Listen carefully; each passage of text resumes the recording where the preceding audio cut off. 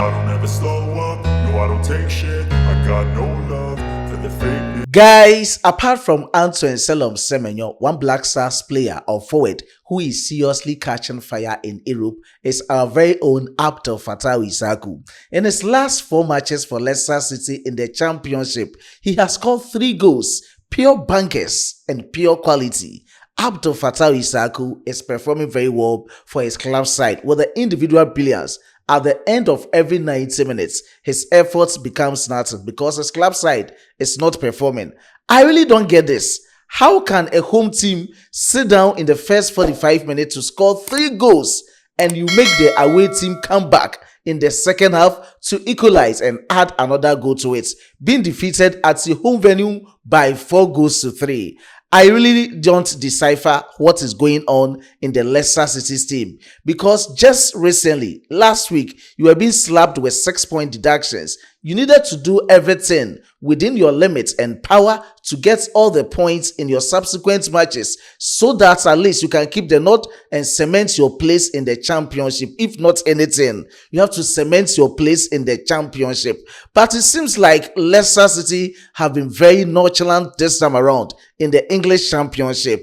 I don't know what's next for Abdul Fatawu Issahaku, same as Black Stars Capitano Jordan Ayew. With these performances from Leicester City, I think they have to find a new club going forward or in the next summer transfer window. I don't even know at the end of the season where they will be ending up. But quickly, let's check out their numbers. Jordan Ayew had cameo for Leicester City. Abdul Fatawu Issahaku also started the game for Leicester City. So let me quickly start with the performance of Abdul Fatawu Issahaku. He played 84 minutes. With the 84 minutes played, Abdul Fatawu Issahaku, he scored 1, he didn't assist. Fatawu Issahaku, as a right winger, had 12 out of 23, representing 52% accurate passes. Passes in opposition half, 6 out of 16, representing 38%. Passes in his own half, 6 out of 7, representing 86%. At the end of the journey, Abdul Fatawu Issahaku had a rating of 7.0 out of 10.0. Let me quickly talk about the Black Stars captain and his compatriot, Jordan Ayew. Ayew had 14 minutes cameo. With the 14 minutes cameo, Jordan didn't score, he didn't assist, no total shots, no shots on targets, no shots blocked. So at the end of everything, Jordan Ayew had a rating of 6.2 out of 10.0. So that is the latest about Jordan Ayew. But briefly, let me talk about our very own Abdul Fatawu Issahaku. For the last 4 matches for Leicester City in the Championship, he has scored 3 goals. Against Oxford City, he scored against them. Against Charlton, he didn't score. Against Birmingham, just last weekend or over the weekend, he scored against them. Beautiful goal, especially controlling balls on his chest and sending in powerful shots at the roof of the net. Just look at the trademark of Abdul Fatawu Issahaku. He has made his mind that he's not going to score easy goals in the championship. He is above the championship and always scoring beautiful and bangers for his club side, Leicester City. So that is it. And tonight, he also scored against Southampton. But at the end of everything, I really don't understand this. Let me repeat. I don't get it. How can the home team get 3 goals in the first half? Let's check out how they scored the goals. They started on the 9th minute. Divine Mukasa scored and Patson Daka on the 13th minute. Abdul Fatawu Issahaku on the 29th minute had the 3rd goal for Leicester City.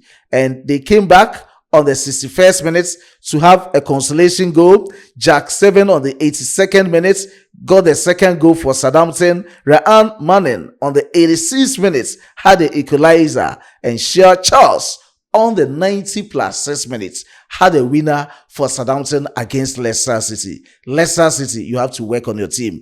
Because of our interests are Abdul Fatawu Issahaku and Jordan Ayew. With the latest updates coming in, Atletico Madrid wants a player who can instantly have an impact in the team, as they did for Ademola Lookman. And they've tabled an amount of 24 million euros per my check for our very own Abdul Fatawu Issahaku, and it will work definitely in the next summer transfer window. So let's see how best things will transpire from the camps of Abdul Fatawu Issahaku and Jordan Pierre-Ayew. Away from that, this update is proudly sponsored by Herald Trading Enterprise, your home of quality cosmetic products. Those suffering from baldness, talking of alopecia, apampemupa, please, you have cream and oil for gradual process, quick action, and very quick action. And in terms of any skin diseases, talking of pimples, acne, dandruff, stretch marks, we have the quality products for all these skin diseases. So just contact us via the numbers on your screens for your quality cosmetic products. Herald Trading Enterprise, you are your trustworthy home of quality cosmetic products in Ghana. Wherever you are across the globe, just contact us. You will just deliver them for you without charging you a penny on delivery basis. That is it from Herald Trading Enterprise. And away from that, let me quickly add this one to it.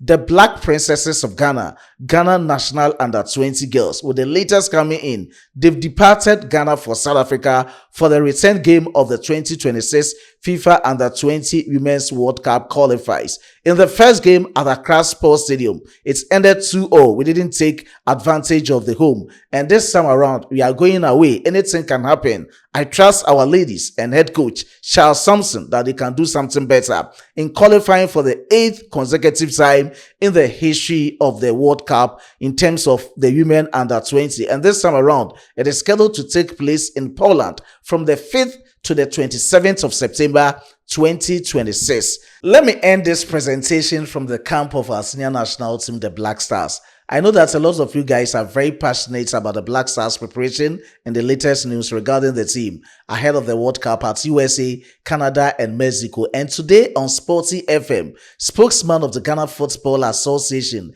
Mr. Henry Asante-Chum, has made some interesting revelations. And the highlights of these revelations are: 1.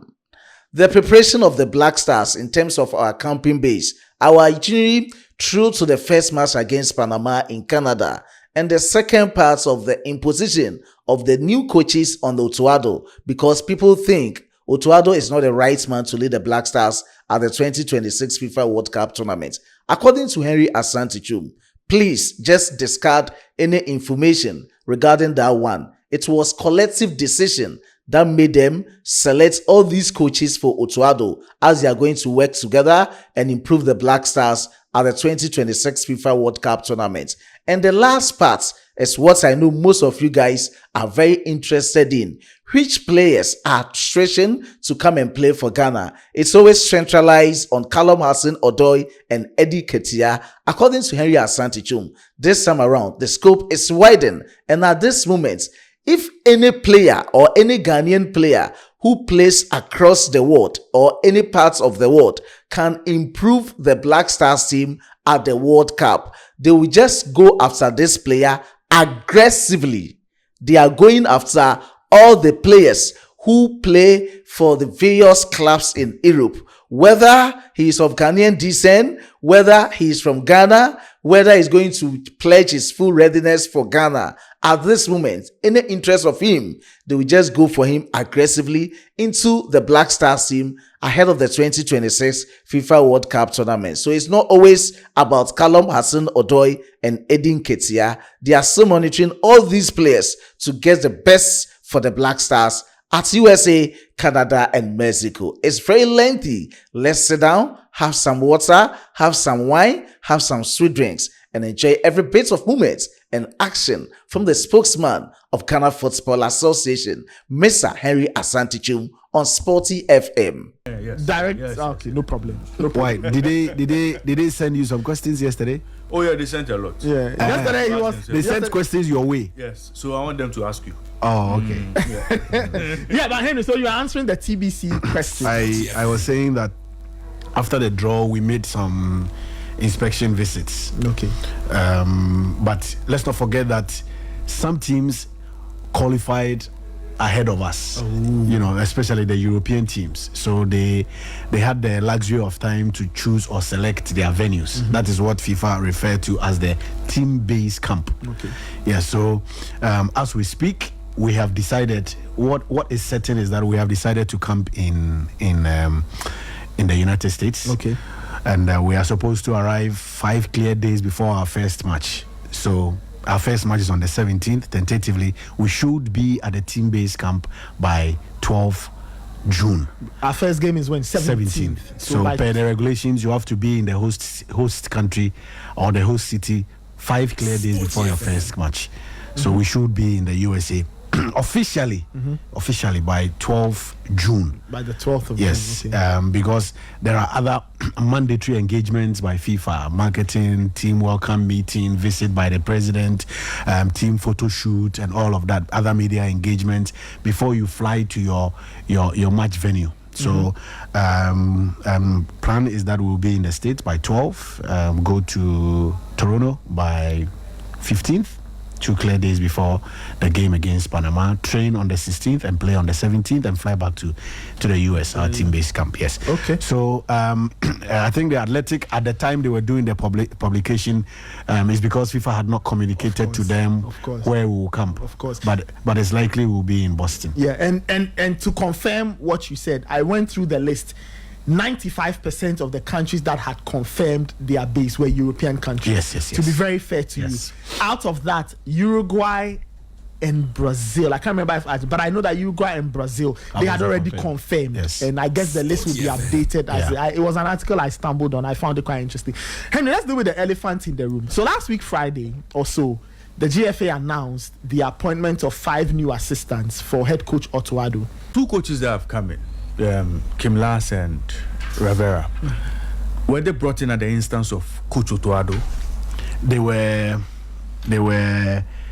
coaches who were part of a bigger pool, and then eventually they settled on them. So when you say they, the two, did Otto settle? Yes, he had a hand in it. On these 2 coaches. He had a hand in it. Yes, because reports we are getting, seems Otto is not very happy with these appointments because he feels it's more of an imposition on him.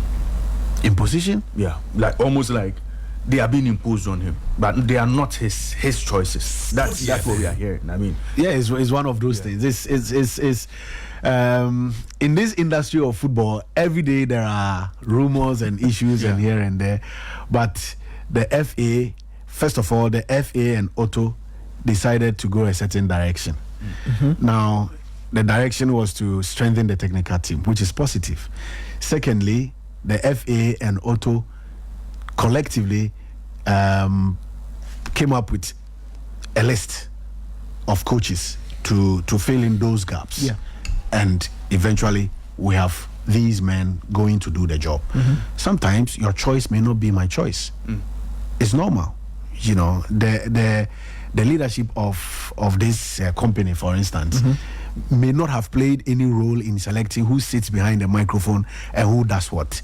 But at the end of the day, once the fact that they did not make an input does not mean they shouldn't support the project. Eventually, there is a leader, and that leader moved towards ensuring that the success that we are all looking for is attained. So those, I prefer this or I prefer that, is normal. But eventually a decision has been made. There was no opposition. There were discussions. The discussions went different ways, and a decision is made. And the decision is what we go with. Now, there's been the practice where prior to World Cups, we announce scouts for various teams. Yeah. Are we going to see a different scouting team? Apart from I haven't. The coaches have. They haven't said anything to me yet, so I don't know what the plan would be as regards scouting for the team prior to the World Cup. But Raymond, you know very well that the means of scouting 20 years ago when we first qualified for our World Cup 2006 is different from what happens today. Right. You do not necessarily have to get a scout to go and sit in the stands to watch your opponent before you scout. There are different softwares, different platforms. You can even do it unannounced. So there are different ways of going about that scouting project.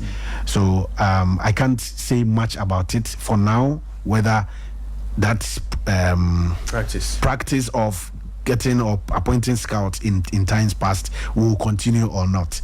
But in the absence of that, I'm still we can still scout our opponent. I don't want to believe that.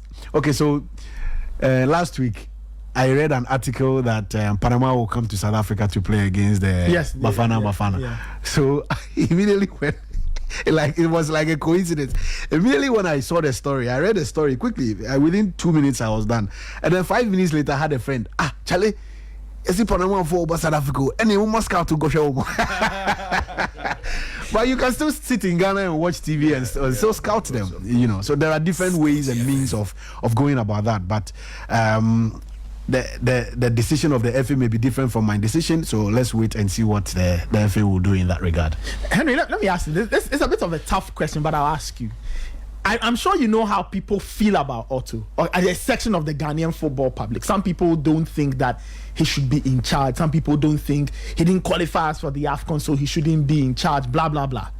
Some people say that the addition of 5 people to the technical team is almost like a subtle admission on the side of the FA that, you know what, maybe Otto isn't that good, so we are doing this to help him.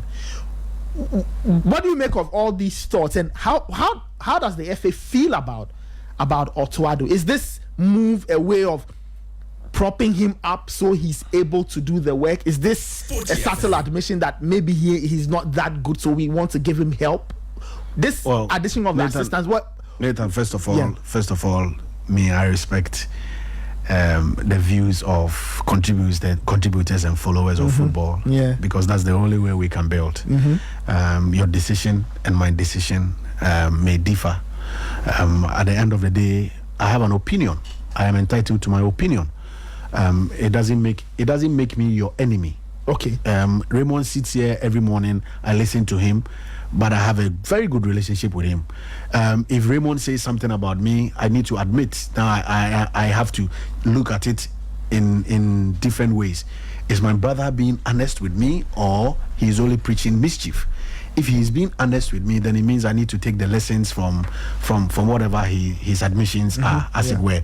So yes, people's position and perspective about Otto is fair, because they say he didn't qualify for the AFCON. Did we qualify for the AFCON? No. That's a fact. Yes, you can't change it because there is evidence to back it. But the same man was able to take us to the World Cup. Again, if you are arguing on that tangent, then it makes him a good coach. If you are arguing on the AFCON tangent, then it makes him a bad coach. This is a strategy that we deployed 4 years ago when we qualified for Qatar. Okay. This is a strategy that we deployed. We're in 2026, right? So 2024, when Chris was in charge in Cote d'Ivoire. So it is not that we are doing it to subtly accept that Otto is not good, and for that matter we want to strengthen his backroom staff. Not at all. It's a strategy that the FA had always relied on in times past, in previous tournaments, and we believe that it helps us and gives us a certain good feeling and good image in terms of strengthening our technical team. You need the best at every moment, especially on the world stage, in that big football competition. It has nothing to do with who is the head coach. Okay? I'm sure that if Raymond was the head coach of the Black Stars today, and once the FA believes in this particular strategy, we would have gone the same way. Okay, so it's not personality specific. No. It's always a plan. It's just a plan. It's a strategy that we believe in, and that's what. And let me say that once we approached the ministry and discussed this particular strategy with the ministry, they were more than happy, and they jumped to it, and here we are today. Well, great. Finally, on pre-World Cup stuff, we have 2 friendlies next month. Yes, not to Germany, 27th and 30th. And I'm also excited about one young chap who 2 seasons ago was playing in the 2nd tier league in Ghana, and today he's playing in the French league. I'm talking about Kojo Opompepra, who was playing for Atram's team, Atram Visa. Yes, so I mean, friendlies like this also give you the opportunity to have a closer look at some of these, high, fast rising players. Kudus is a key member of the team without a doubt. Salisu has been a pillar of the team, and even he was among the goal scorers in the qualifiers. That's true. And he brings a lot. He brings experience. He brings leadership.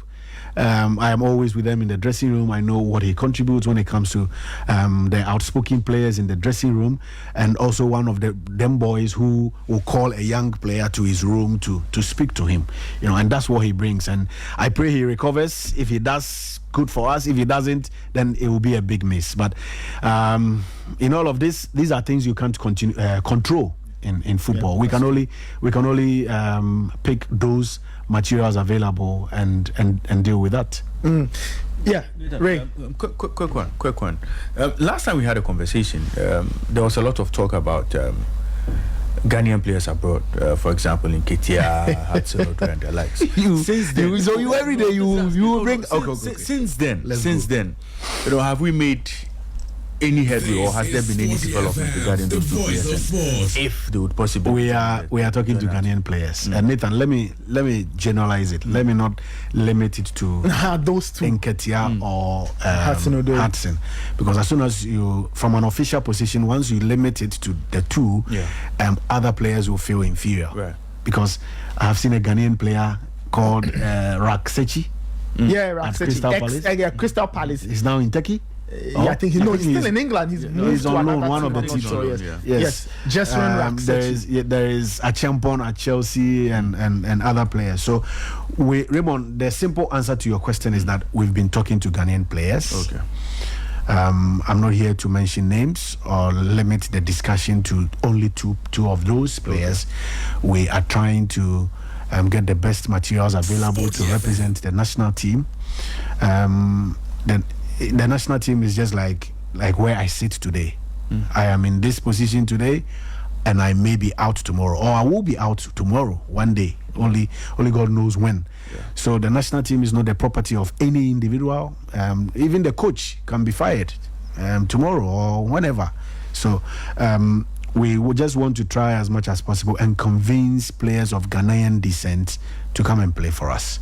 We did for Semenyo, it worked. We did for even Salisu, it worked. We did for who else? Iñaki Williams, it worked.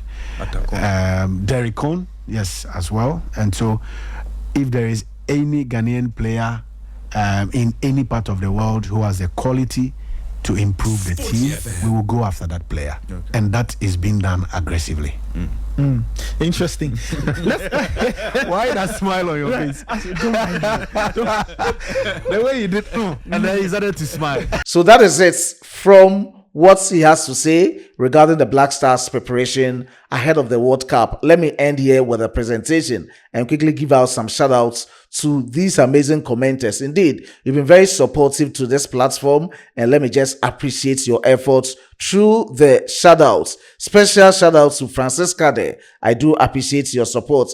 Ofosu Prosper Totmo, God richly bless you. Helena Benson, God richly bless you. Matthew Duku, I do appreciate your support. Dachehene Frames, Olembe Wahab, and to other commenters under my previous videos.